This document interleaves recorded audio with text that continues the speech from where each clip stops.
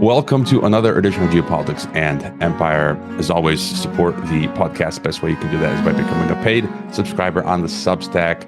And just to remind people, you can listen ad-free through Apple subscriptions, or if you're a Substack subscriber already, you can listen to the podcast, the audio ad-free through the Substack website, app, or even the Spotify integration. And a few people have been complaining recently. I had to put the Substack email list behind a paywall. And so if you click on the Substack notification of each podcast, you get, if you're not a subscriber, you'll only get half of the video preview, but there's links where you can watch the full video on the other video platforms. So it's always free, the podcast, and you can listen to the free audio on Spreaker and the podcast players with ads. But if you don't want the ads, again, you can purchase the ad-free edition. Otherwise, there's no other way for me to continue. Returning to the podcast is Luka Goleš Babić of Sapere Aude Crow.com. The links are in the description. And he just opened the English edition of his work, his Substack Notes from Technopoly.substack.com. I highly recommend subscribing to it. Kako si, Luka? It's good to see you, my friend.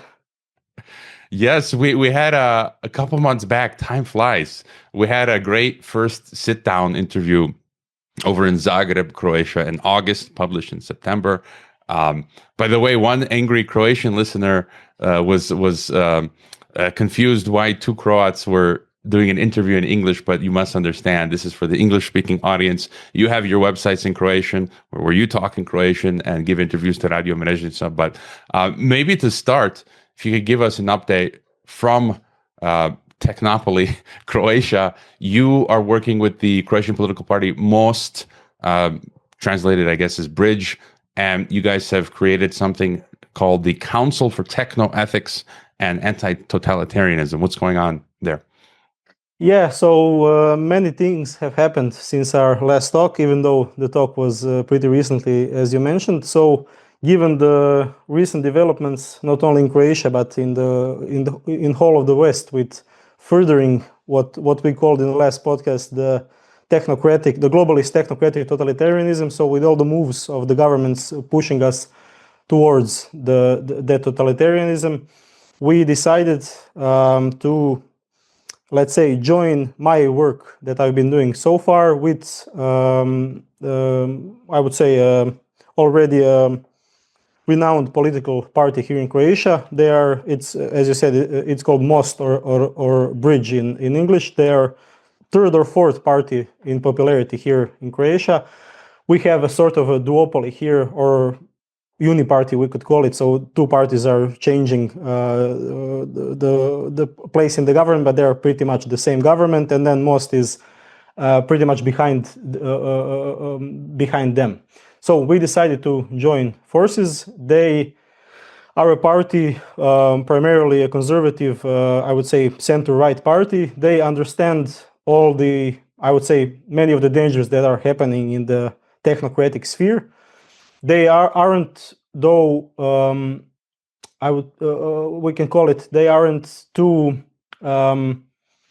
into the intellectual sphere of it all. So their people are perhaps lacking that part. So they decided to call me up. I gave my okay. I had some of what would you say, askings from my side, and we managed to form it officially on 20th of November.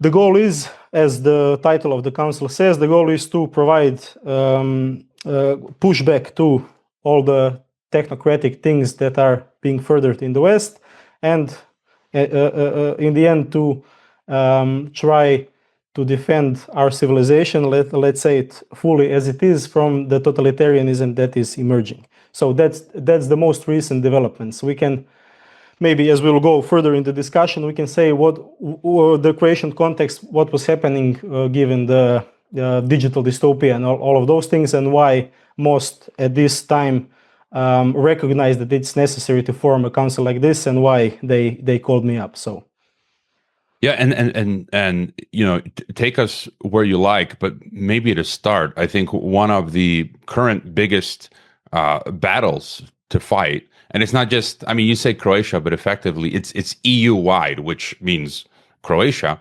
the chat control, right? And I think just these past days, as we speak, the EU was ruling on passing it. I'm getting conflicting news that they passed it. No, they didn't. They passed a watered down version. This isn't, just reading some of the tweets. Here's the latest tweet from, here's some guy in EU says, EU will scan every message. ECB will scan every transaction. We are approaching levels of control never even dreamed by the KGB. Thoughts, perhaps, and I know you've spoken against the chat control. Yeah, that was actually the first thing that myself and Most, so the party that we joined forces on, even before the council started, in I think in October, maybe somewhere around that, we formed a round table in the Croatian government regarding chat control. They called me as an outside, what would you say, IT expert or something like that, philosopher, all of that. And we actually pushed back the whole chat control thing. It was pretty, the media were pretty interested in all that. Though I don't think that that first part in October or the month before, I don't think that they understood their part yet. The media was quite, I would say, acceptant of what we were talking, which is rare. When you're pushing against the digital dystopia, usually media pushes against you because they are their propaganda machine. So that, for me, that was a sign that the full chat control is yet to come.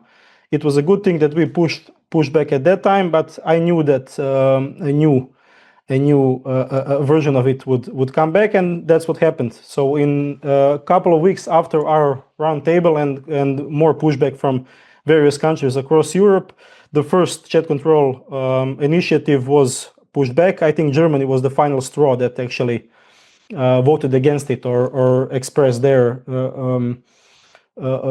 desire not to push the chat control. Then that initiative fell, and only a couple of weeks later, as the European bureaucracy usually works, they're pretty fast when they need to push their laws.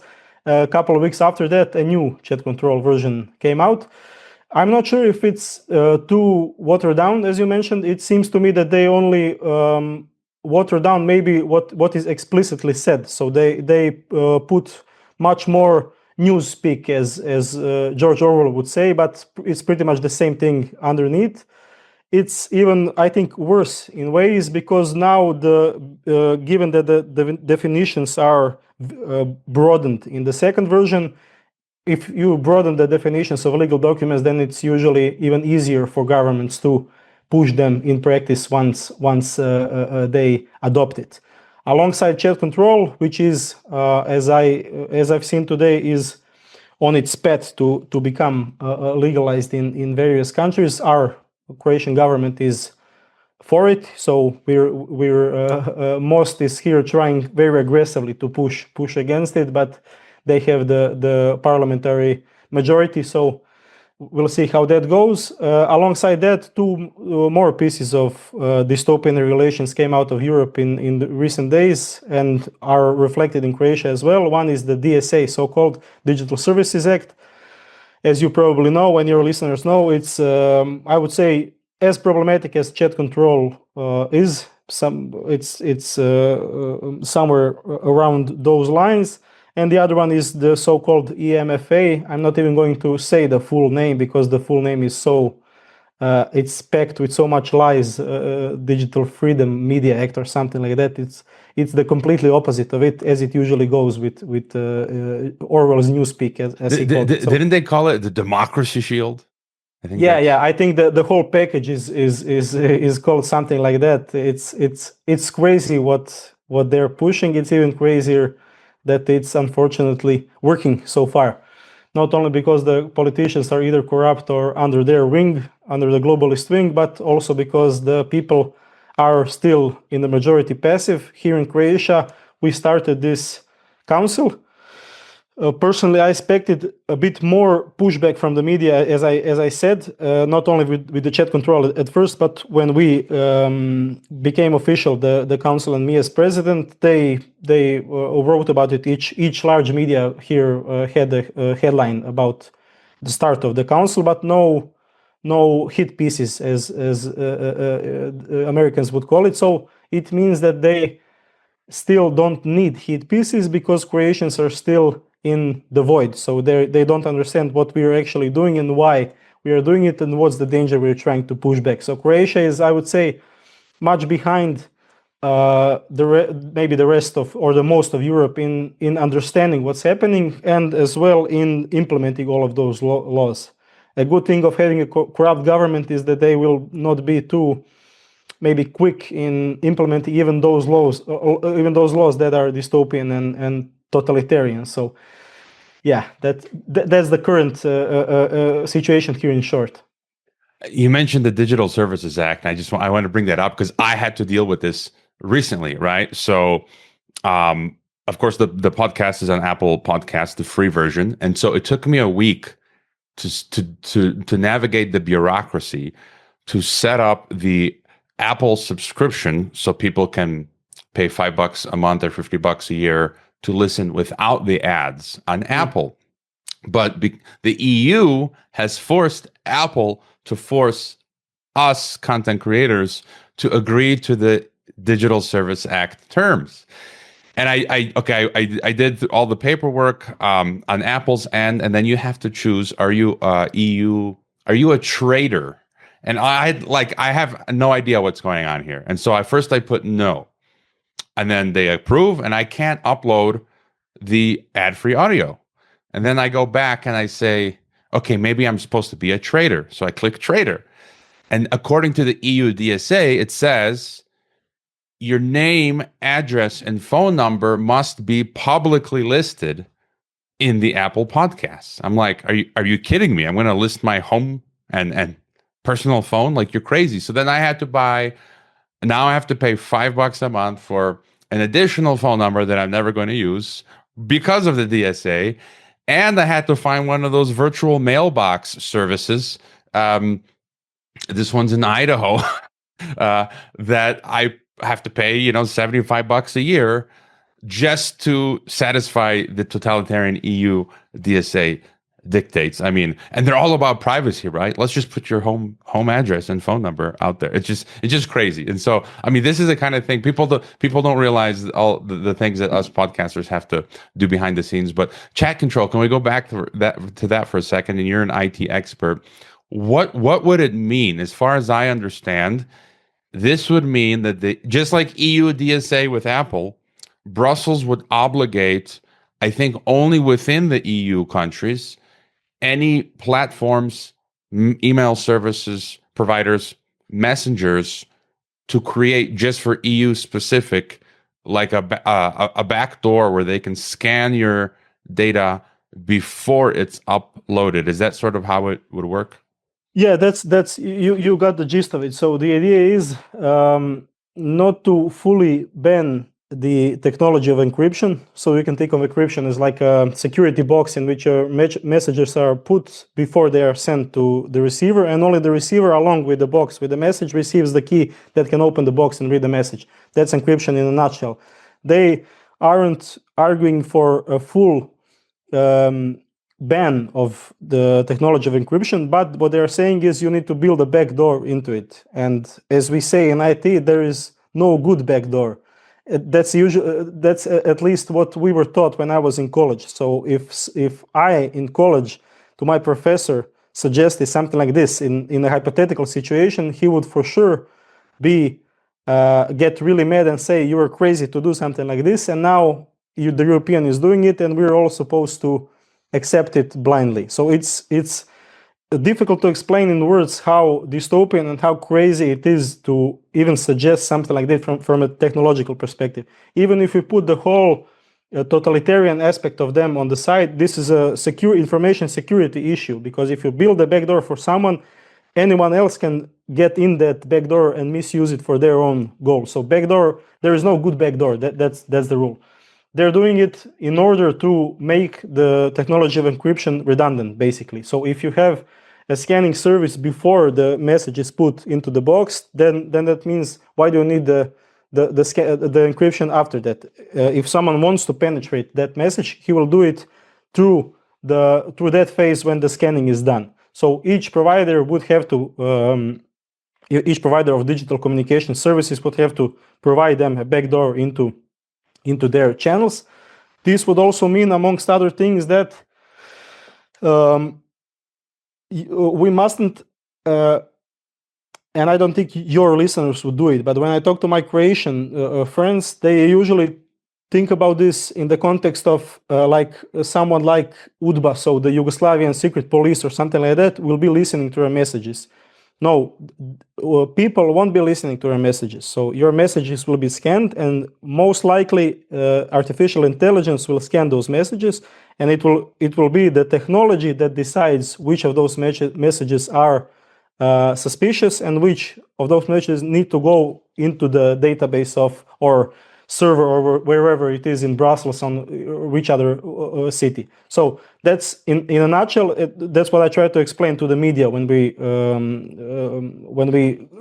got out with our council for the first time. I said this is the definition of a technocracy, because you have a technology that decides which persons are suspicious or which persons don't deserve to have their privacy anymore. It's technology that decides this, and after that is the bureaucracy that decides what they will do with those messages. Now, why am I saying all this? Just to explain that the problem isn't only that secret police or something like that will be doing all of this, but that technology, as it always has, technology itself makes mistakes, and it will certainly make mistakes even in this regard. And this means that I send a message, for example, to you, some picture of something, the technology thinks that this is suspicious. That picture, which is my personal property and maybe contains some important data or something like that, can be stored in their servers and their database. So it's a complete, not to say a bad word, but it's a complete crazy show from the context of democracy, from the context of philosophy, and maybe most of all from the context of information security and of IT itself. It's words cannot express what they are trying to do. So yeah, that's chat control.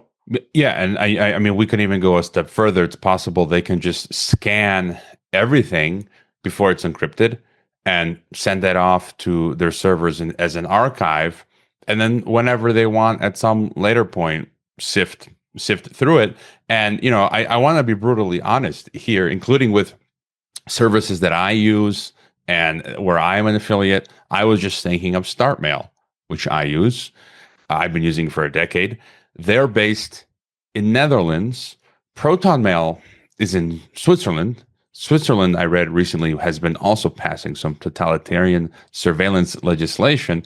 But just your opinion, for example, if my email provider, StartMail, is in Netherlands, would they then be obliged by the EU to have my emails scanned?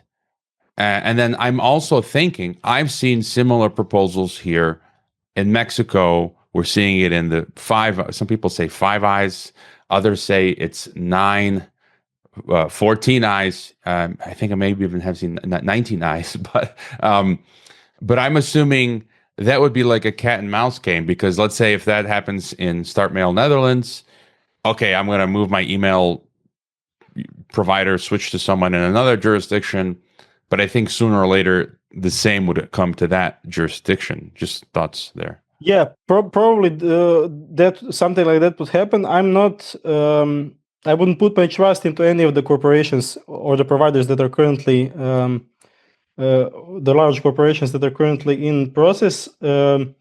Maybe if I had to give one, it's Telegram.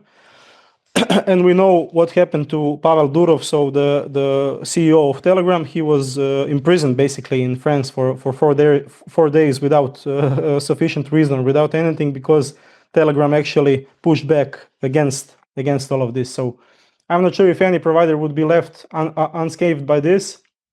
If at a certain point they wouldn't implement it, at that point they will certainly do it in the future. The problem here, of course, amongst other things, is the fact that we don't actually know what each technology will implement and how they will do it. So we don't know their infrastructure and the way they will implement it. We only know in broad terms that some sort of a backdoor will be implemented. What they will do with it, how they will do it, and as you mentioned, what the European bureaucracy will actually do with those messages. Will they be very diligent with our private data? That's all left for us to trust them blindly, basically. So, but basically the story, we are left in the dark, as we usually are, and their boundaries are encroaching slowly.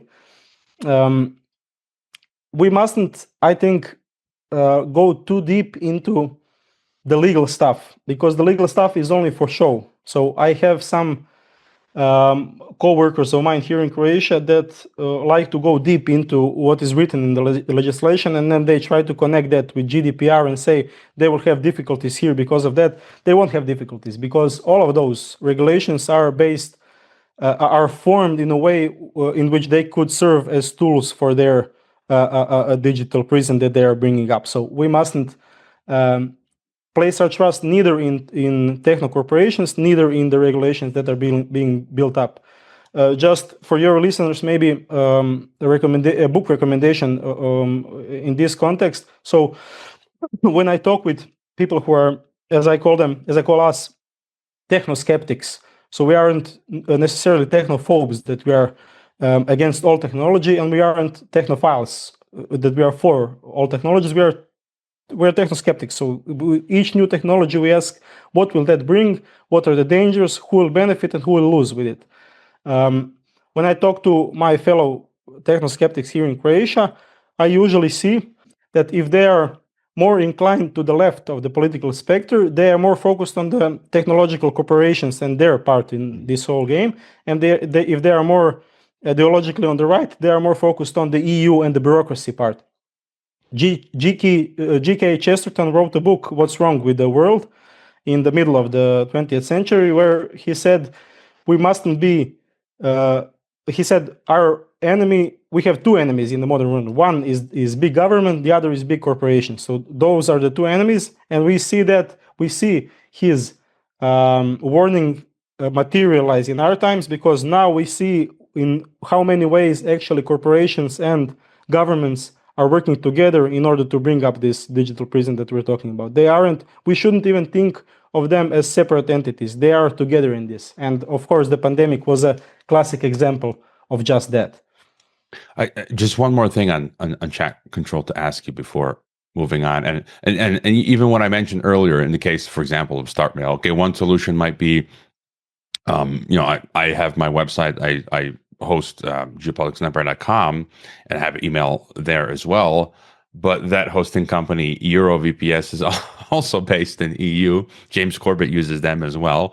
But then, okay, I'll switch from StartMail to my own server, but they're based in the EU. And so even if I'm using my own email on my own server that I rent, that could still fall under chat control. And then I'd have to maybe some company will set up a server, I don't know, in Antarctica or some island in the middle of the Pacific. I don't know, but just real quick on and I'm lately moving more towards technophobe because it's just getting too crazy. Just one more thing, if they, as they move forward with chat control in a near term survival position, let's say a lot of the apps fall, right? Let's say WhatsApp, Signal. Some of these companies say they're moving out. Graphene OS just said they've left France, and so do you think if you're living in the EU, you can't use WhatsApp because now they're scanning your messages? You can't use this application. Do you think there will be some short-term solution where you can use a VPN or still download some app that is not following the chat control dictates? For a certain time, I think we could survive with downloading certain apps that aren't currently implementing that yet. That's one short-term solution. With as far as VPNs go, maybe also in the short run, but I'm not too sure about them. They're also, in essence, corporations that if a country or if a government pushes against them, they will provide the data that they are gathering as well. So yeah, I'm using VPNs currently for basic browsing and all of that, but in the long run, I don't have yet an answer for you what could be done in the future, because we need to see how it will roll out first, how they will implement it, in which ways and all of that. It seems that for a short while, or for a while, we'll see, we'll have to play the, as you called it, the cat and mouse game. And then after that, I'm sure that someone, or I'm hoping that someone will in that vast network of technical providers will come out perhaps and push back against them. We'll see about that. The thing that they are doing now, so I would say that currently there are two verticals that they are pushing. One is penetrating even deeper into our privacy with chat control and all of that, and the other is gathering establishing their rule, or their complete rule over digital media. So in Croatia, that's one of the pushes that they are making, in which they will, at a certain point, I think, implement some sort of digital ID to be able to even log into any of those applications. In Croatia, they are talking currently about banning social media for children under the age of 16. That already is in plan in Australia and a couple of other countries. The main question here is to ask is how they will gather the info if you are over the age of 16. So you will have to provide data. You will have to provide some sort of ID that will, in essence, be a digital ID. So that's the end game. So much more negative news than positive. We will play the cat and mouse game for a while, and we'll see what materializes out of all of this. Yeah, just a few things there. So look, you mentioned VPNs earlier, and I think it may not even necessarily be that VPNs would share your data, but because they're businesses, if the EU says, look, give us, well, they're trying to first block, this is the Chinification, right? Many years ago, I interviewed Cory Doctorow, where he talked about Chinification of the West. And so states in the US, Wisconsin, Michigan are talking about going full China, banning VPNs, UK. And I think simply a lot of the VPN companies would be given a choice where they say, look, you must comply or you cannot do business in this jurisdiction, like BitChute in UK. So they would just have to not be able to provide the VPN service, like many such companies in Russia, right? Because Russia has demanded they put servers so then they can get my Start Mail is banned in Russia and Kazakhstan, and I think that's because Russia could not get access to the email. I mean, they can probably read Gmail for Russian users, but those that they can't, they either demand a backdoor or say get out of the country. And just to go further on digital ID, I mean, what you mentioned, the social media, the verification, even if you're an adult, you'll have to provide an identity document, and that will for sure then prove to the ISP and government that your browsing is you.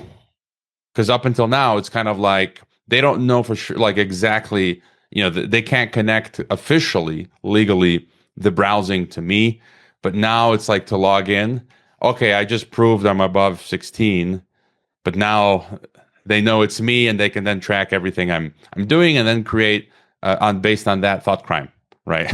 Catch me for thought crime, and yeah, your further thoughts on that. And again, directing people to your Substack, which is in English, and just a simple thing again that people can do: just subscribe to the Substack, like and share, because that then amplifies these messages. Notes from technopoly.substack.com, and you did a piece titled "The Dystopia of Digital Identity," and you write, quote, "It is clear What kind of dystopia could arise from the combination of mass digital surveillance and restrictive censorship laws to illustrate if Britain's ratio of censored and detained individuals were proportionally applied to Croatia, it would be equivalent to the entire island of Pog, which I've been to a number of times because it's near my home out there, which is with its approximately 10,000 inhabitants being placed in political detention.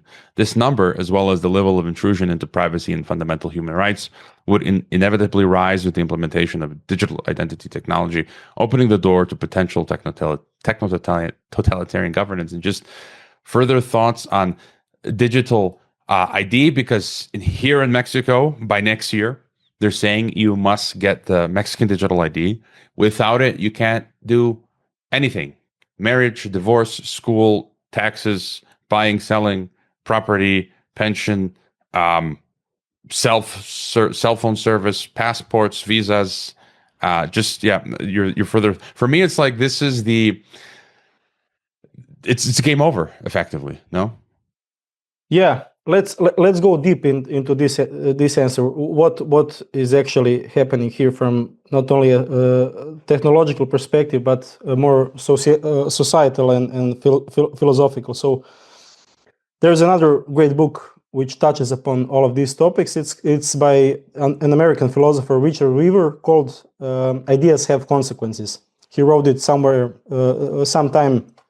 after the Second World War, and in one especially brilliant chapter, which is called "The Great Stereopticon," he talks about the authority of word, in particular, authority of certain kind of words and of certain kind of political governments, or in the broader terms of societal authorities in general. So he goes back deep into history, and he says a fundamental revolution happened in the moving from Socratic philosophy into Platonic philosophy. So Socrates was the teacher of Plato, and Plato, against the advice of his teacher, decided to write down his philosophy. We know that Socrates, just like Jesus, didn't write anything. Plato did write, as we know, many of great dialogues, but Weaver says a fundamental revolution happened here because there we, for the first time on the broader scale in the West, had what he called, let's say, a word which you cannot disprove. So when you write something in a book, it's written, it's there, it's on your shelf. It's a physical object that gains certain authority, even though the book is complete garbage. Plato's books, of course, weren't garbage. They're some of the best literature and philosophy we have. But today, if you write a book and it's complete garbage, but it's ideologically correct from the context of our society, it gains certain authority because it's physically there and you cannot disprove it in the moment. It steals your voice from the real time. That's what Weaver is getting at. All of that problem from ancient Greece maximized when the Gutenberg revolution happened, when we decided not only that you can write word and put it in books, but that you can massively produce what is written. This actually allowed that not only Plato's and Aristotle's books are written, which they had to write with hand, so only the best books were written because it was manual labor and it was difficult. So when Gutenberg happened, anyone could write a book because it was easy to print them. That even furthered the authority the written word has. Couple of 100 years further, now we are in, and Weaver writes about this in the middle of the 20th century. He says, now we have technologies like radio, television, and newspapers. He says, newspapers is like propaganda again, which you cannot give pushback to because it's written, it's there. You have a radio, which is like some kind of, let's say, army boat, which gives you commands, even though you don't necessarily want to hear that. So I don't know, if you had that experience, but in my building here in Zagreb, when you go into the elevator, there is constantly a radio playing music and having conversations and all of that. You cannot turn that off. He says this is like the authority, again, the government, the authority who is in charge is giving you commands even though you don't want to hear it. And you cannot give back the answer because, again, they are hidden behind the veil of technology. Now we are in a time where this has maximized in one way, but on the other side, it maximized because they have the propaganda machine now, which is stronger than ever. They have everything. They have the internet, everything. But with all of that, what happened is that I wrote recently one article for Croatian scientific magazine about this. I write that the great stereopticon was partially broken in our age, and it was partially broken. There is like a little crack in it that happened because of social media. Now, social media are a very they have very bad sides. We know the addiction, the what they are doing to the kids. They also broaden the ideologies of today, the LGBT, the ecological movement, and all of that. But as one of their accidental consequences, it happened that they became sort of what in Athens, in Socratic Athens, was the public square. Anyone can come there, and anyone can disprove what Socrates, as a philosophical authority, was saying. Socrates wanted that people try to disprove him in real time, and that's why he didn't want his philosophy written. He didn't want unjustified authority. Social media again built what we had in Socrates' time. This is all what Weaver was talking about, and this is why we are currently in times when they are extremely pushing the chat controls, and on the other side they are pushing the digital ID because they want to fill the crack that happened on the Great Stereopticon, and they want to re-establish their one-sided authority in the media sphere. They know that they are losing the media battle. They saw it in the pandemic. They saw that the traditional media, the media on the TV, the newspapers, and all of that, that people don't trust them. I think I read a piece of data that only something like 800,000 people watch TV or cable media in the US, which is a really insignificant number. We know how much Joe Rogan, Candace Owens, and people like that, how much viewers they have. So they understand that they are losing the battle, and now they are trying to once again re-establish their great stereopticon, and the main part that they wanted to do that is on social media and with digital ID. This is why it is crucial now to push back against all of that. When you mentioned the radio, I never thought about it that way. But it's great, and I've seen some of the Orthodox commentators on X say something to the tune of ours is the struggle, the battle for silence, right? And myself growing up in America, and when I visit, I see so many Americans. This is why I don't have a television in my home. I see many Americans who will leave the television on 24 hours a day, and they don't understand the hypnotic effects of the screen, of you're propagandizing yourself, of the frequencies. It's doing something to you subtly, but the fact is that they've grown accustomed. I think it has a lot to do with what you're talking about as well, with this technocracy, where they can't live in silence. And I think if you have a stronger spiritual belief, you're able to sit in complete silence because you're introspecting. And so one thing I think this materialism and technocracy has done is that it's taken that away from you, where people get uncomfortable sitting in silence because now they have to think about things, and they prefer the noise, whatever it is, as you said, the social media, the feeds, the radio, even podcasts at times. But I thought immediately, I had a flashback when I came back to Mexico in 2020 in the summer, and I'm walking around the streets of Guadalajara, and there was a helicopter, a Mexican helicopter in the sky with a loudspeaker. I don't remember exactly what it said, but it was COVID propaganda, telling people to go back into your homes. And my blood boiled. And I was literally on the street, shaking my fist in the air and screaming back at the helicopter, saying, what lies. But anyways, I mean, that whole scene was like, I can't believe I felt like I was in a dystopian movie where you have a helicopter telling you to stay inside because of a, pseudo of a false flag event. this fake, a medical emergency. Let me ask you just further. In Croatia, this is like literally Borg from Star Trek, or Invasion of the Body Snatchers, or Arthur C. Clarke's Childhood's End. So we're talking about chat control, digital ID.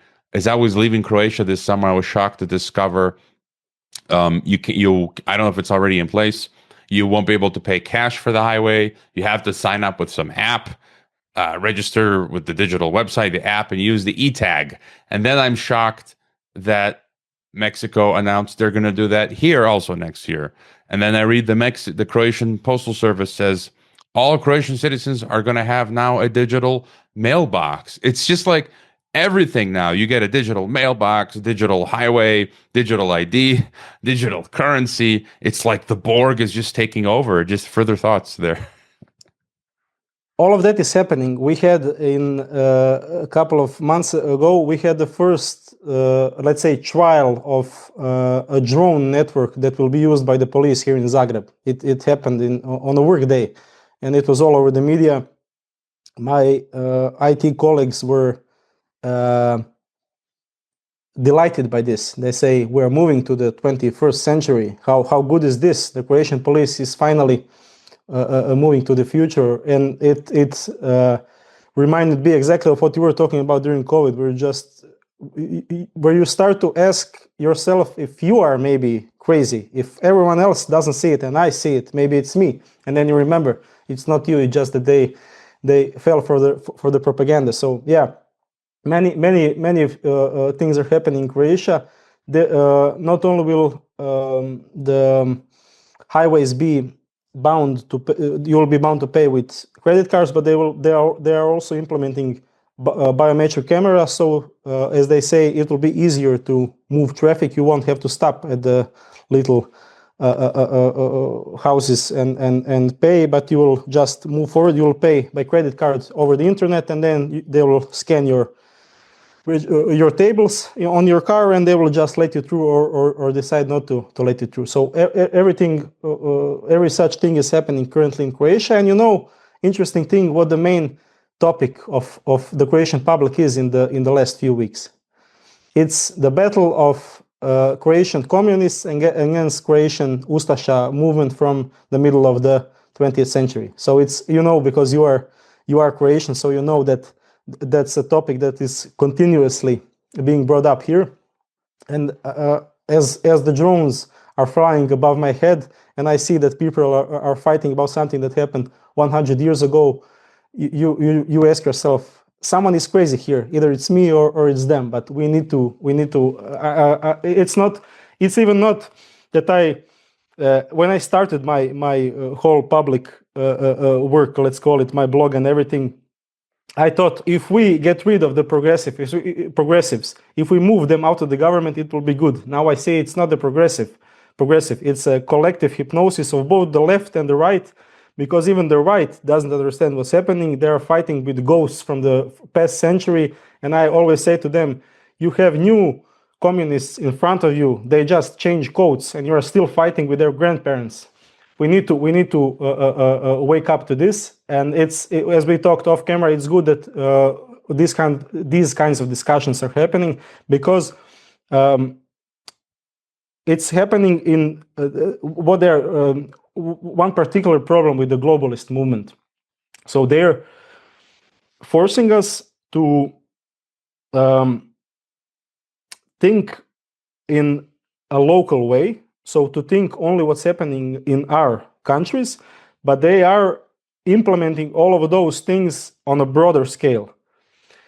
The UK, for example, announced a couple of weeks ago that the digital ID will be introduced and it will be mandatory. Many times in the Croatian public sphere with the mainstream media, I expressed, as you read also one text of this, I expressed my pushback against this. And most of the times with regular people, when I talk to them, they say, but what do we care about this? It's in Great Britain, it's not in Croatia. So it's difficult to explain to them how the globalists think and how they act. So we have to open conversations like this. I have to give you info what's happening in Croatia. You give me back info of what's happening in Mexico, because this is a broader scale problem. And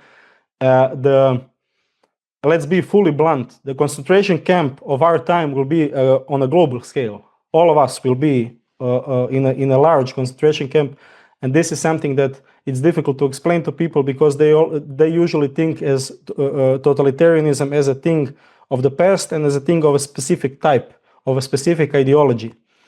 I'm having a lecture here in one local council in a couple of days on specifically on the topic of technocracy as the totalitarianism of our age, in which I will try to express to my fellow people from Zagreb that totalitarianism is like a demon that can get any ideology in its hands, and we shouldn't think of it in the context of the past century. A new kind of totalitarianism is coming to present, and the only way to stop it is with these kinds of conversation and with clear and brave pushback to all of this. So that's how I view it.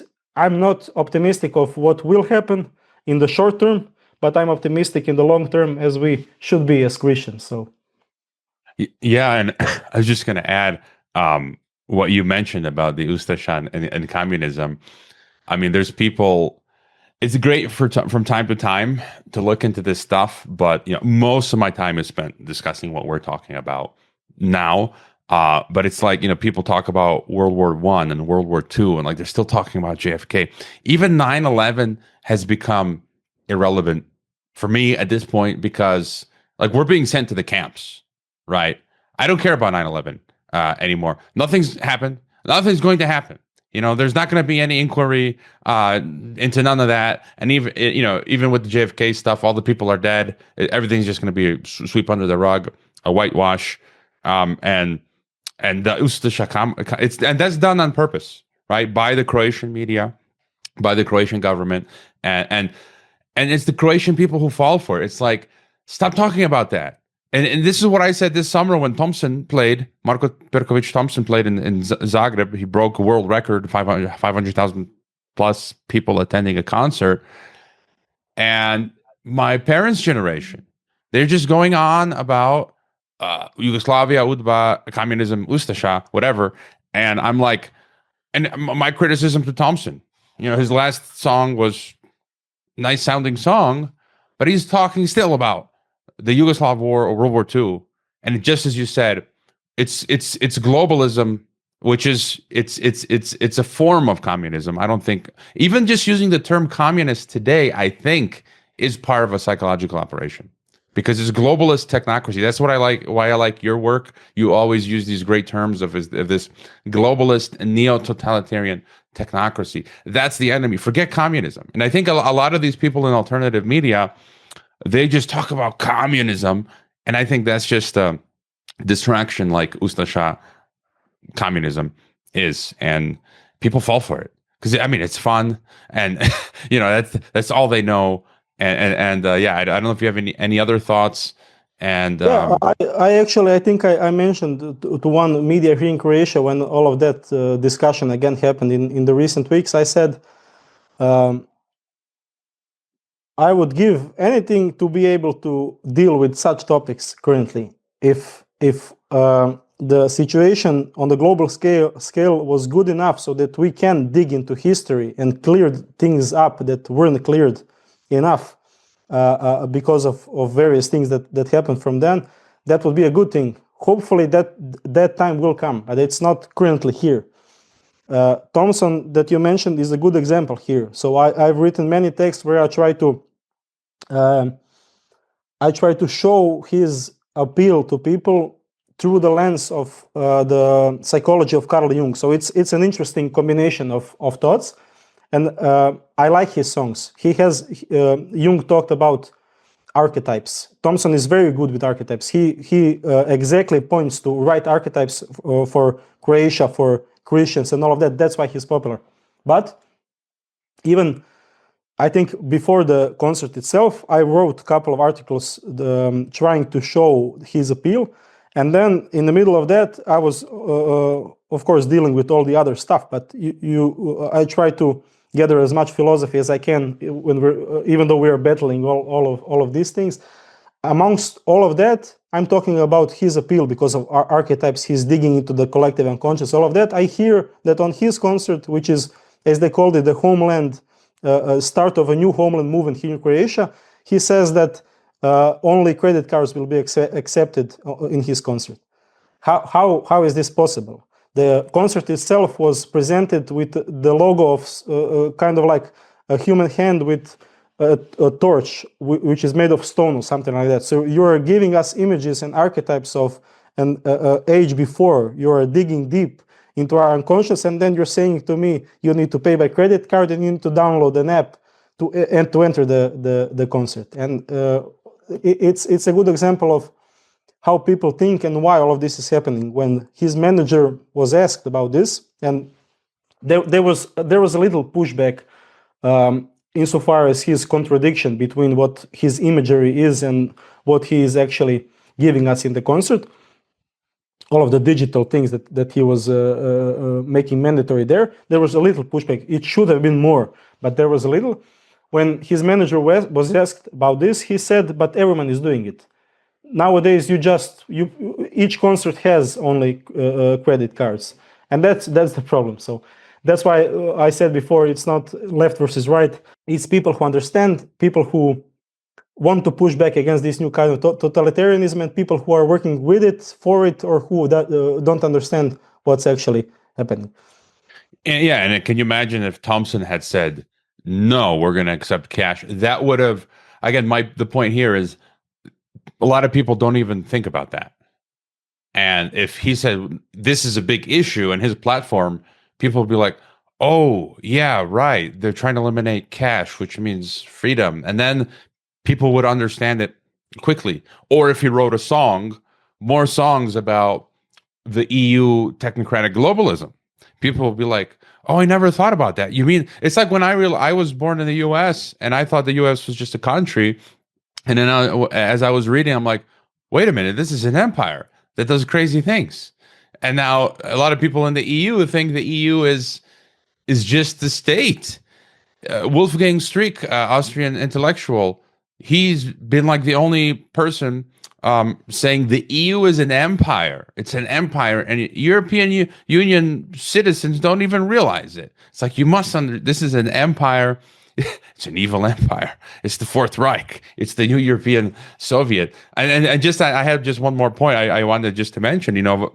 As I love to call her, Frau Ursula Gertrud von der Leyen. Recently, they had a meeting, and it had to do with Africa and the African Union. And it's so in your face. I've been saying the EU is the model. And she literally said, they are replicating EU in Africa. She said something to the tune of, the EU is financing and consulting with the African Union so that the African Union has the same standards as the European Union. It's like a Borg.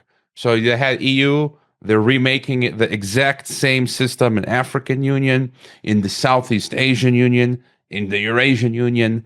They're behind in the Americas, but she openly just said, we're consulting with the Africans. They're giving them money so that they can have the same model as the EU. But BRICS multipolarity, that's going to save us. Anyways, any final thoughts for us? Just a couple. It's a very good point is that we must think of the US and EU currently as empires. That's a very good thought, because when you start thinking in those categories, many of the things clear up. I've been writing a couple of texts on a similar thought process where I use, if you read or your listeners read, Renaud Camus. He's a French author. He was a leftist for his whole life.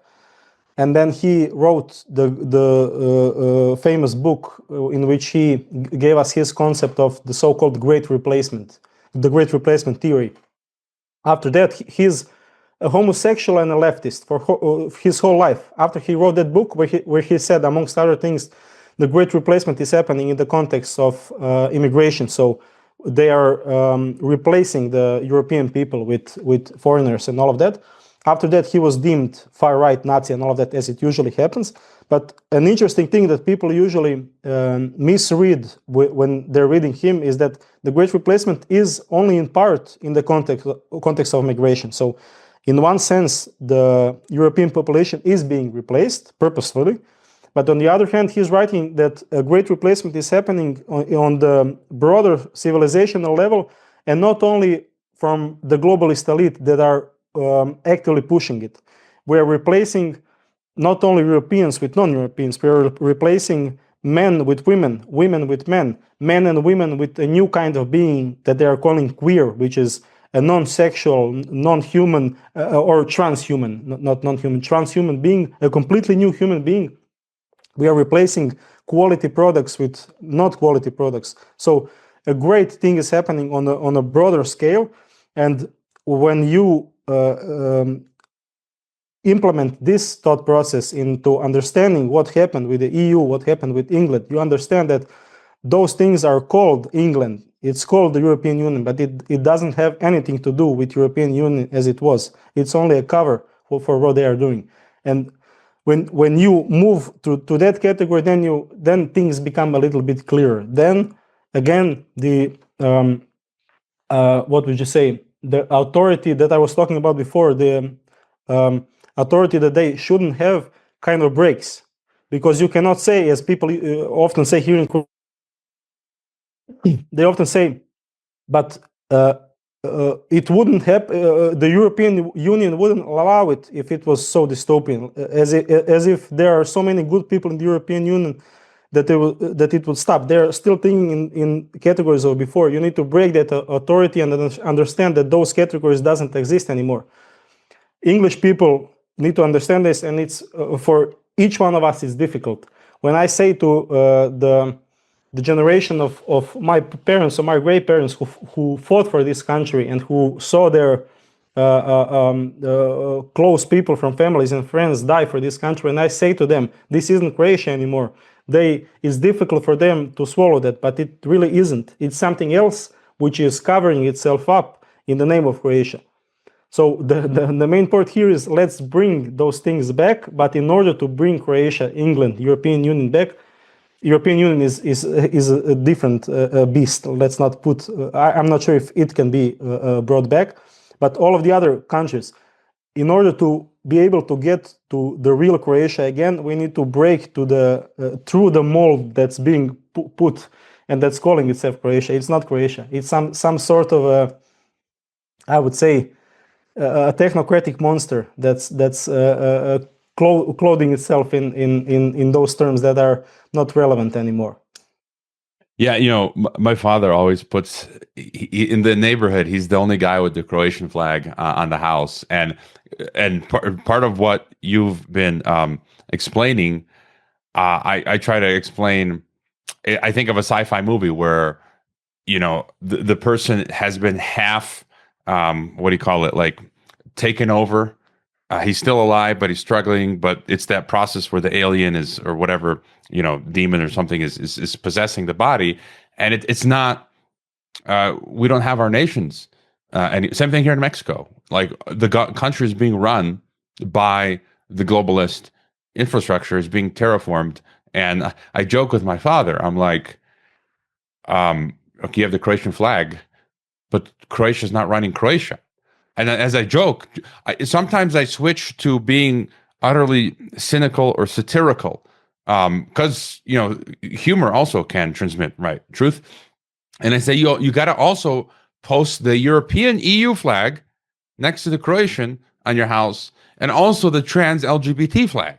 If you want to be fully patriotic in today's Croatia, you got to put those flag. You got to put the EU flag, maybe even the UN flag, like as a joke. And I would maybe even do it myself if I were living there, just to make people think, to piss off some of the neighbors. So they'd be like, what, that EU flag, what is that there? And then you start the conversation.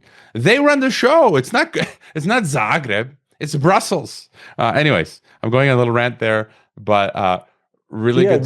Just to maybe interject for a bit, they really are putting EU flags here in Zagreb when next to the Croatian flags. It really is crazy. It's so prevalent currently here. It's happening so broadly that a couple of weeks ago it was the Remembrance Day for the fall of Vukovar. So it's one of the heroic cities from the Homeland War. And that day I was sitting drinking coffee in my apartment. I was looking through the window and I saw my neighbor in the building across putting first the Croatian flag and then the European flag. And I said to my wife, but why is he doing this? Whose flag is this? That blue flag with the yellow stars. And he's obviously an older guy. He certainly doesn't respect Brussels or thinks good about Ursula von der Leyen, but he's doing it out of passivity. He's doing it because someone wrote to him that he must do it. And I said to her, we need to constantly remind ourselves in what kind of a comedy or a tragedy with comic elements we're living in, because why is that person putting that flag? That's not our flag. We didn't fight for this. We have many problems from our homeland war because Europe didn't want to help us and they left us to fight for ourselves, and now we are putting their flags as equal to the Croatian flag. So it's really crazy times, and of course it's even worse in cities like London, where you as you said, you have the third flag which is constantly moving and adding elements to it, the LGBT flag. It's sometimes people when I'm talking to them say you're making it too difficult for people to understand, but we need to clear the terms that we are using. So, for example, I'm wary of using the word ideology for LGBT because it's underselling it. It's much more dangerous than an ideology. As you said, the communism was an ideology. European Union, LGBT is something much, much deeper than that. Ideology at least has its coherence. It's brutal and it's murderous and it's demonic in essence, but it's at least coherent. It at least follows basic logical principles. With this, it's you cannot argue with those people today because they just don't. They rejected the whole what the Greeks called logos, like logic is completely thrown out of the window.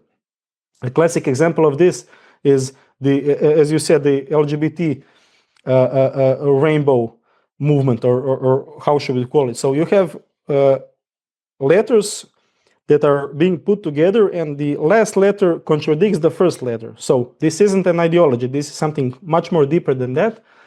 The essence of all of that is not only to transform Croatia, transform the UK, transform the EU, and all of that we're talking about. The most tragic thing that they will do isn't even the totalitarianism aspect. The most tragic thing is the new human being that they are trying to bring up. So from a societal level, we are talking about specifically a globalist technocratic totalitarianism, but that totalitarianism has its goal in it. And its goal is a transhuman goal. It's to fundamentally change the human being itself.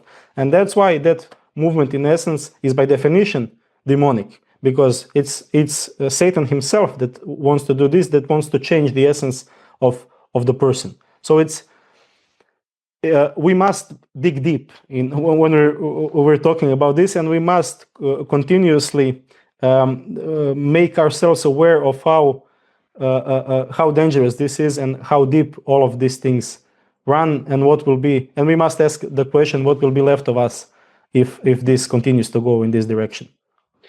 Yeah, I mean, that's why I say LGBTQ plus to infinity, because it's never ending. It's morphing.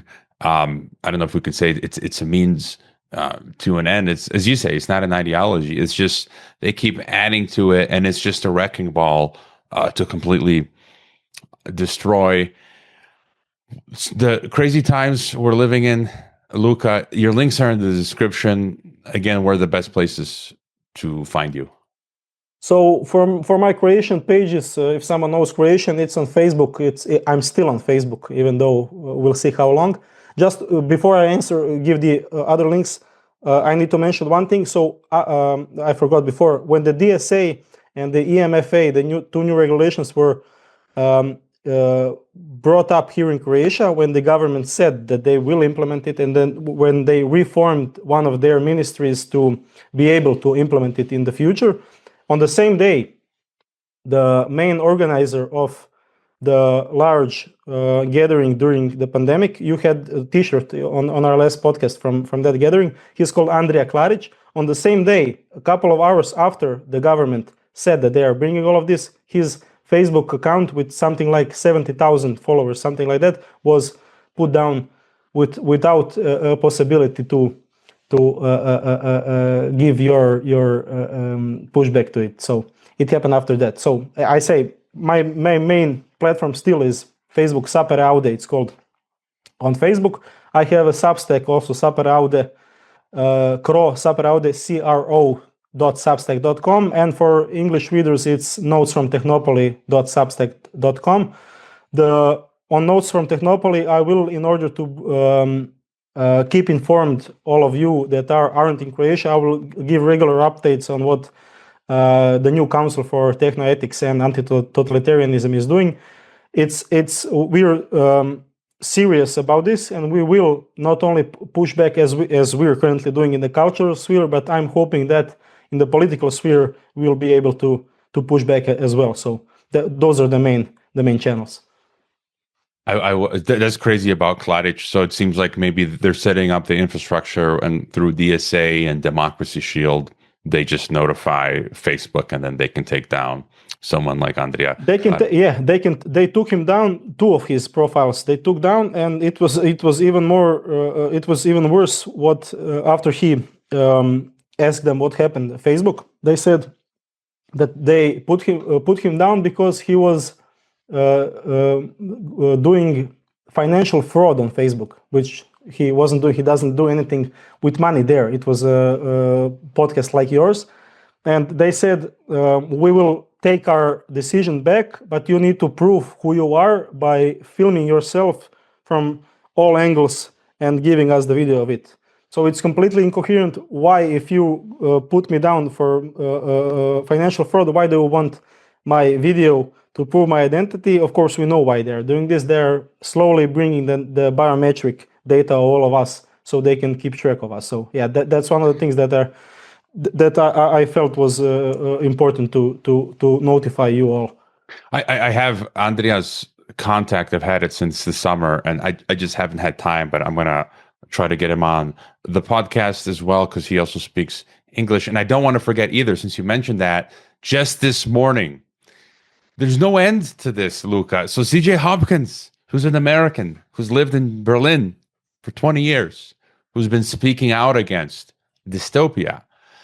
He was, for tweeting, comparing COVIDism to Nazism, the German government were going to throw him in jail. He won the court case. The German government said, we're going to throw it out. It's not valid. We're going to go after you again. And so he'd been battling that, even though he won. And just yesterday, 3 armed Berlin police officers, and he's been on the podcast twice, right? 3 armed Berlin police officers arrived at CJ's door this morning with a warrant to search his apartment. They conducted the search, interrogated him, and confiscated his computer. It's just, man, it's like when people say I'm so black-pilled, I'm like, I don't want to talk to those people anymore. Get out of my face. Like, the hour is so late. You're like the person drinking coffee in that meme where everything's on fire. Man, why are you so black-pilled, man? It's just like, you know what? And just what else was going to mention? I was just thinking the other day as a joke, my grandfather was in a German concentration camp in Bosnia for half a year. And I'm wondering if, you and I, we're going to end up in the Fourth Reich's electronic concentration camps. So I guess see you in the algorithm ghetto, Luka. Thank you. Yeah, thank you too. Maybe to end, I will remind everyone again of one of the great quotes that I keep in my head during battles like this. It's from Alexander Solzhenitsyn, so a great writer who fought against communism. He said, "The lie stops when you decide it stops." So you must serve as a shield of the lie that's being circulated amongst your population. If you decide that no matter what, you will not say that lie and you will keep telling the truth, it's like the lie comes into your space and it dies there. So we're following that motto, and with faith in the transcendent, we are hoping that in the end we will win.